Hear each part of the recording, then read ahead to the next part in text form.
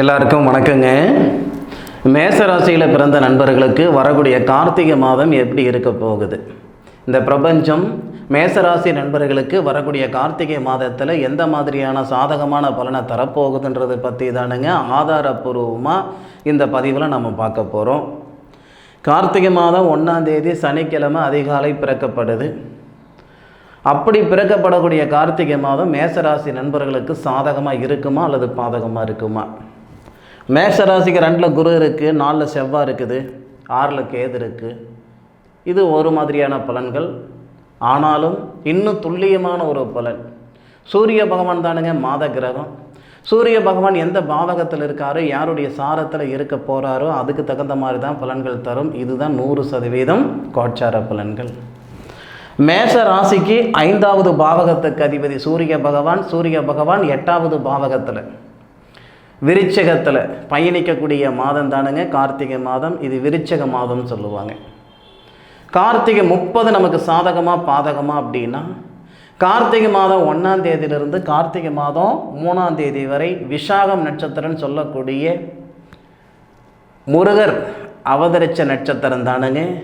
அப்போது குரு பகவானுடைய சாரத்தில் சூரிய பகவான் பயணிக்கக்கூடிய அருமையான ஒரு தருணம். பொதுவாகவே ஒவ்வொரு ராசிக்கும் 5வது பாவகத்துக்கு அதிபதி தான் புத்திரஸ்தானாதிபதி. எல்லா ராசிகளுக்கும் குரு பகவான் தான் புத்திரக்காரகர்.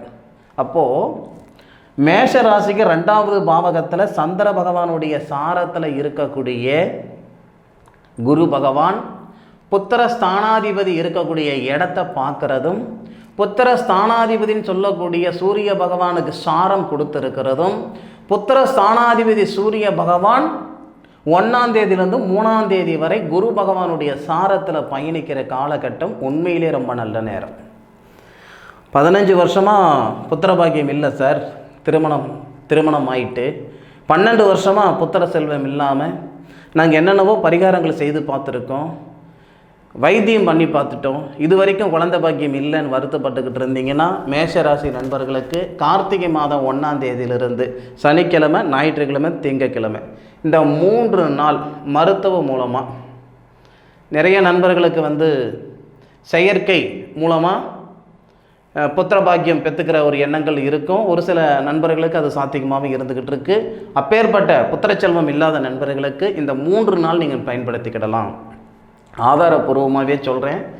மேஷராசிக்கு 5வது பாவகத்துக்கு அதிபதி 8வது பாவகத்தில் மறைந்து குரு பகவானுடைய சாரம் வாங்கி குரு பகவானுடைய பார்வை வாங்கக்கூடிய தருணத்தில் புத்திரஸ்தானாதிபதியும் புத்திரகாரகனும் பார்வை பரிவர்த்தனை. உங்கள் ராசிக்கு 2வது பாவகத்தில் இருக்கக்கூடிய குரு சாதகமாக இருப்பார் இந்த சூழலில். அப்போது புத்திர செல்வத்துக்கு உண்டான அந்த சங்கடங்கள் நீங்கக்கூடிய தருணமாக இந்த பிரபஞ்சம் தரப்போகிறது 3 நாள். கார்த்திகை 1, 2, 3. அதுபோக கார்த்திகை மாதம் 3ஆம் தேதிக்கு மேலே 17ஆம் தேதி வரை இங்கிட்ட எழுதியிருக்கேன் பாருங்கள், உங்களுக்கு புரியணுன்றதுனால தான் இப்படி எழுதியிருக்கிறேனுங்க. கார்த்திகை 3ஆம் தேதிக்கு மேற்கொண்டு 17ஆம் தேதி வரை அனுசம் நட்சத்திரம்னு சொல்லக்கூடிய சனி பகவானுடைய சாரத்தில் சூரிய பகவான் வராரு. சார் இது நல்லதா அப்படின்னு கேட்டிங்கன்னா நிச்சயமாக நல்லது கிடையாது. சனி பகவான் அப்படின்றவர் சூரிய பகவானுடைய வாரிசு அப்படின்றது ஒரு புறம் இருக்கட்டும், சனி பகவான் மேஷராசிக்கு 11வது பாவகத்தில் லாபஸ்தானத்தில் இருந்து நம்மளுடைய ராசிநாதன் சொல்லக்கூடிய செவ்வாவுக்கு இந்த மாதத்தில் சாரம் கொடுத்துருப்பார். மாத பிறப்பு அன்னைக்கு செவ்வாய் நீட்சமாயிட்டு, நம்ம ராசிநாதன் மேஷ ராசிக்கு அதிபதி செவ்வாய் தானுங்க. அப்போ செவ்வாய் நீட்சமாயிடுவார், பலவீனம் ஆயிடுவார். அதுபோக சனி பகவானுடைய பார்வை இல்லை நட்சத்திரம், இந்த செவ்வாவுடைய பார்வை சனி பகவான் மேலே. ஏற்கனவே நம்ம ராசிநாதன் பலவீனமாயிட்டார். நம்ம ராசிக்கு 5வது பாவகத்துக்கு அதிபதின்னு சொல்லக்கூடிய சூரிய பகவான் 8வது பாவகத்தில் அஷ்டமஸ்தானத்தில் சனி பகவானுடைய சாரம் வாங்கி சனி பகவானுடைய பார்வையும் வாங்குறார். வாகனத்தில் போகிறதும் வர்றதும் கொஞ்சம் சூதானமாக இருங்க. ஏன் அப்படின்னா மேஷராசியில் பிறந்த நண்பர்களுக்கு நிறைய நண்பர்களுக்கு மருத்துவ செலவுகள் ஏற்படுத்திடும். அதுபோக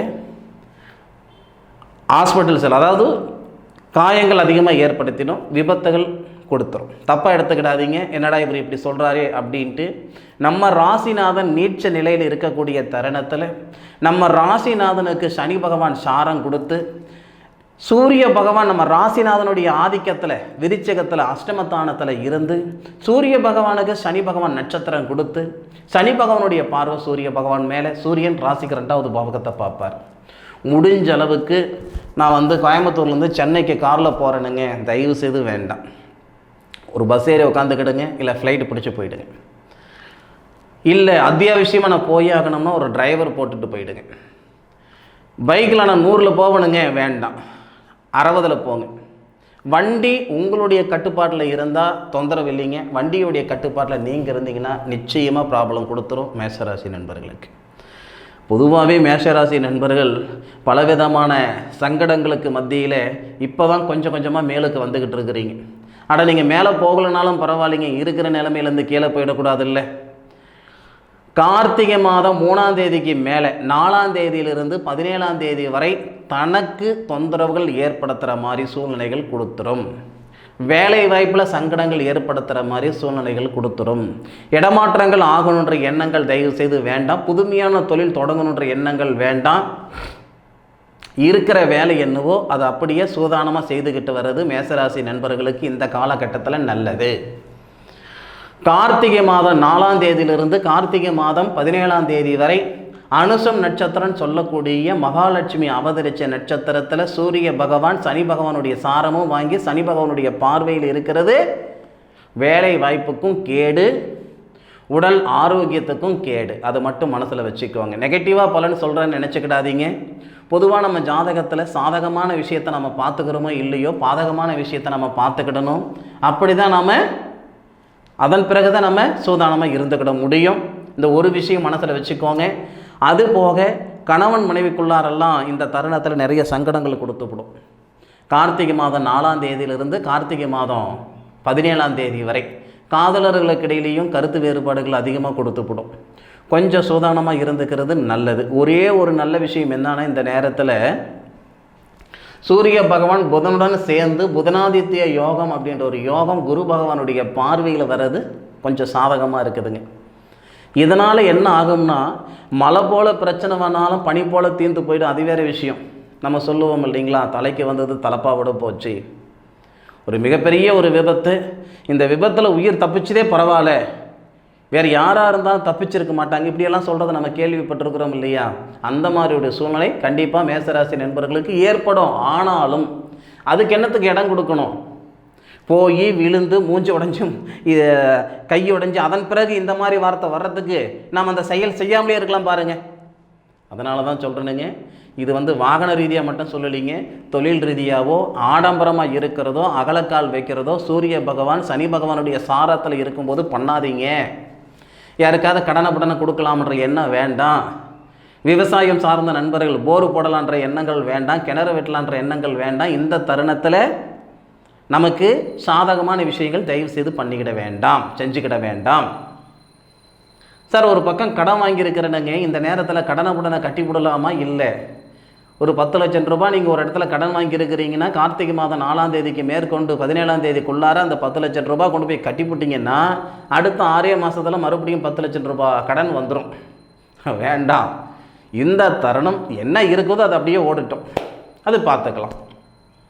இந்த புதனாதித்ய யோகம்னு சொன்னேன்னு இல்லைங்களா, இந்த புதனாதித்ய யோகம் முழுமையாக கார்த்திகை மாதம் முழுவதும்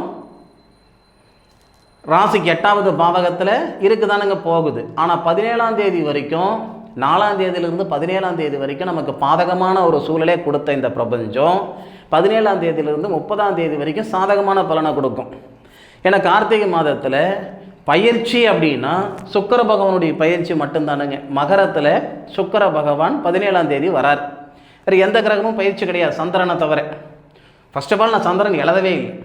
ஏன் அப்படின்னா சந்திரன் 2.5 நாளைக்கு ஒருக்கா மாறிக்கிட்டு இருக்கக்கூடிய ஒரு கிரகம்.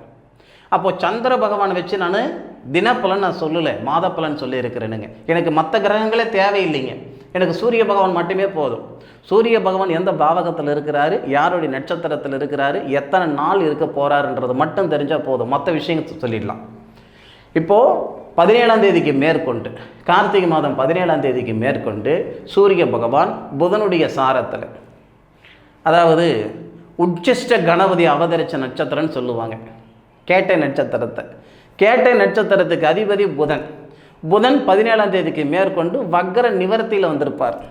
ஏற்கனவே முன்னுக்கு வக்ரத்தில் இருக்கக்கூடிய புதன் நம்ம மேசராசிக்கு மிதுன ராசி அதிபதி புதன், கன்னி ராசிக்கு அதிபதி புதன் 8வது பாவகத்தில், மேஷராசிக்கு 8வது பாவகத்தில் கார்த்திகை மாதத்தில் இருந்து வக்ரத்திலையும் வராரு, வக்ர நிவர்த்தி அடைகிறார். அப்போது கார்த்திகை 17ஆம் தேதிக்கு மேற்கொண்டு புதனுடைய நட்சத்திரத்தில் சூரிய பகவான் வர்றதும், அதே புதனுடைய நட்சத்திரத்தில் தன்னுடைய சுய நட்சத்திரத்தில் அந்த புதனே இருக்கிறதும் மிகப்பெரிய யோகத்தை கொடுக்கும்.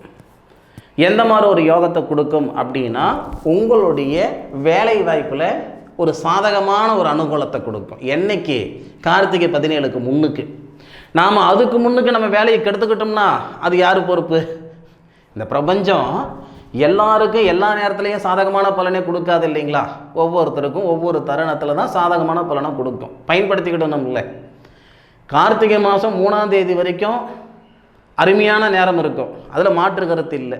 4லிருந்து 17 வரைக்கும் சரியில்லை, 17லிருந்து 30 வரைக்கும் நல்லா இருக்குது. 17ஆம் தேதி சேர்த்தாதீங்க, 18லிருந்துன்னு வச்சுக்கோங்க. 30ஆம் தேதி வரைக்கும் நல்லா இருக்கு. கேட்டை நட்சத்திரத்தில் சூரிய பகவான் முழுமையாக வரும் பொழுது புதனுடன் சேர்ந்து புதனாதித்ய யோகமாக இருந்து உங்கள் ராசிக்கு 2வது பாவகத்தை பார்க்கறதுனால, ஃபஸ்ட்டு புதன் தைரியஸ்தானாதிபதி, ருணரோக சத்ருஸ்தானாதிபதி, உடல் உபாதைகள் சரியாகும். சூரிய பகவான் புத்திரஸ்தானாதிபதி, பூர்வீக ஸ்தானாதிபதி, அண்ணன் தம்பி அக்கா தங்கை சித்தப்பா பெரியப்பா சொந்தம் பந்தம் எல்லாருக்கிட்டே இருக்கக்கூடிய அந்த பகை நீங்கக்கூடிய தருணமாக இருக்கும். கார்த்திகை மாதம் 18ஆம் தேதி. எத்தனையோ பேர் என் அண்ணங்கிட்ட பேசி 10 வருஷம் ஆகுதுங்க, என் தம்பிக்காரங்கிட்ட பேசி 3 வருஷம் ஆகுதுங்கன்னு சொல்லக்கூடியவங்களே இருக்க தானே செய்கிறீங்க. அப்போது வரக்கூடிய கார்த்திகை மாதம் 18 தேதியில் இருந்து 30 தேதி வரை உங்களுடைய ஆரோக்கியமும் நல்ல விதமாக இருக்கும். உங்களை சார்ந்தவங்களுடைய பகையும் நீங்கும். வேலை வாய்ப்புலையும் ஒரு நல்ல ஒரு சூழல் ஏற்படும், நல்ல அனுகூலம் ஏற்படும். பொருளாதார ரீதியாக இருக்கிற சங்கடம் சரியாகுமா சார்? இந்த நேரத்தில் கழுத்து பிடிக்கிற அளவுக்கு பண பிரச்சனையும் கடன் பிரச்சனை இருக்குதே சார். சம்பாதனை இருந்தும் நான் கட்ட மாட்டேன் செய்ய மாட்டேன் அப்படின்னு யாரும் சொல்ல போகிறது இல்லைங்க. கார்த்திகை மாதம் 18 தேதிக்கு மேற்கொண்டு புதனாதித்ய யோகமாக வரக்கூடிய சூரியனும் புதனும் குரு பகவானுடைய சாரத்திலையும் சனி பகவானுடைய சாரத்திலையும் வர்றது சிறப்பு. சனி பகவானுடைய சாரம் சூரியன் வாங்கி சனி பகவானுடைய பார்வை வாங்கும்போது நமக்கு நெகட்டிவாக இருக்கார்.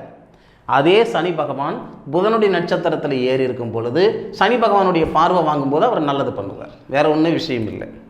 ஒரு கிரகம் ஒரு இடத்துல இருக்குன்றதை விட அவர் என்ன நட்சத்திரத்தில் இருக்கிறாரோ அதுதான் நமக்கு பலனை கொடுக்கும்.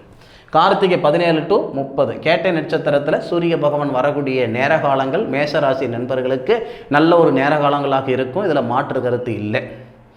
நான் மீண்டும் சொல்கிறேன், எதிர்பார்ப்புகள்ன்றது ஒவ்வொருத்தருக்கும் ஒவ்வொரு விதமான எதிர்பார்ப்பு இருக்கும். கார்த்திகை மாதம் 17 தேதிக்கு மேற்கொண்டு 18லிருந்து 30 தேதி வரை உங்களுடைய எதிர்பார்ப்பு பூர்த்தி அடைகிற மாதிரி இந்த பிரபஞ்சம் பலவிதமான ஒரு சூழலை அனுகூலத்தை ஏற்படுத்தும். பயன்படுத்திக்கோங்க. நம்மளால் முடியாதுன்னு நினச்சிக்கிட்டு இருந்தோம்னா காலம் பூரா முடியாமல் தான் இருந்துக்கிடுவோம். நாம் முடியாதுன்னு சொல்லக்கூடிய விஷயம் இன்னொருத்தர் செய்துக்கிட்டு தான் இருக்காங்க. 18 தேதிக்கு மேற்கொண்டு முயற்சி பண்ணுங்க. நிச்சயம் இந்த பிரபஞ்சமே உங்களை அழகான இடத்துக்கு கொண்டு போய் வச்சிடும். வேலை வாய்ப்பிலிருந்து பொருளாதார ரீதியாக இருக்கிற சங்கடங்களிலிருந்து மன அழுத்தத்திலிருந்து எல்லாமே சரியாகக்கூடிய தருணமாக வரக்கூடியது கார்த்திகை 18க்கு மேற்கொண்டு.